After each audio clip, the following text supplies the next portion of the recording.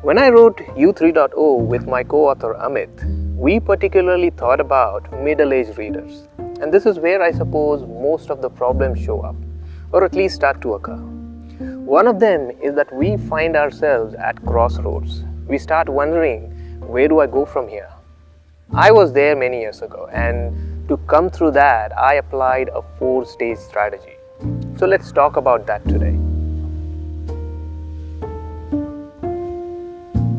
The first stage is to go wider, and this is contrary to popular belief and advice where people often tell you to find your niche. But I think it's an upside down approach. So instead, go wider. We take everything that we can find and explore as much as we can. It's less about focus, more about learning. Think of it as an experimentation mode. I tried several things when I was going through this phase, as I was doing consulting, worked in restaurants, I was teaching, I was creating content, I was selling electronic devices, writing books, public speaking, coffee catch-ups, and so on. Basically, a lot was going on without any specific direction. But that was helpful. The second stage is to go selectively wider. As we go wider, we find that some things are more interesting than others. Some even catch our attention instantly. Some others don't. So we pick a few interesting things and go wider only on those fronts. And this is why I'm saying it is about going selectively wider. And by now, we would have reduced our choices only to a few handful.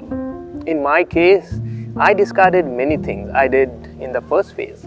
I started going selectively wider on consulting, public speaking, and writing.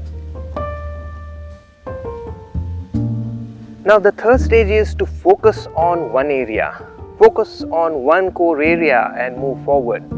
All other interesting things could be subordinated to this one main focus. And if something doesn't fit, lose it. We start digging deeper and find more about that one area.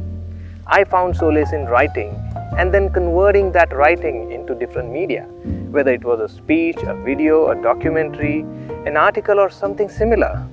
But the foundation was always a good piece of writing.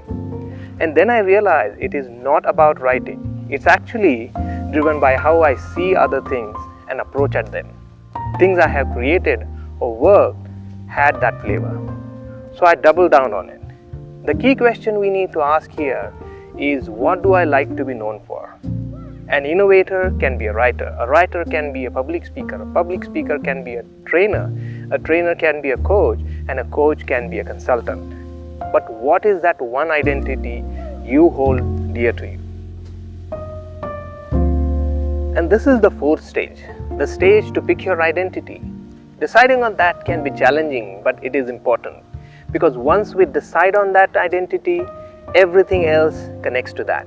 It helps us in narrowing down priorities. It helps in being minimalist. It helps in being decisive and saying yes or no to things. We put all our energy to hone this identity. In my case, I'm many things to many people, but for everyone, one of my identities is common, and that is, I'm an innovator. I find new ways of doing things. I write, I produce, I talk, I consult, I coach to support that. Finding your new identity, your new niche, or the new direction for growth can be challenging. But with this 4-stage strategy, I hope it becomes easier for you.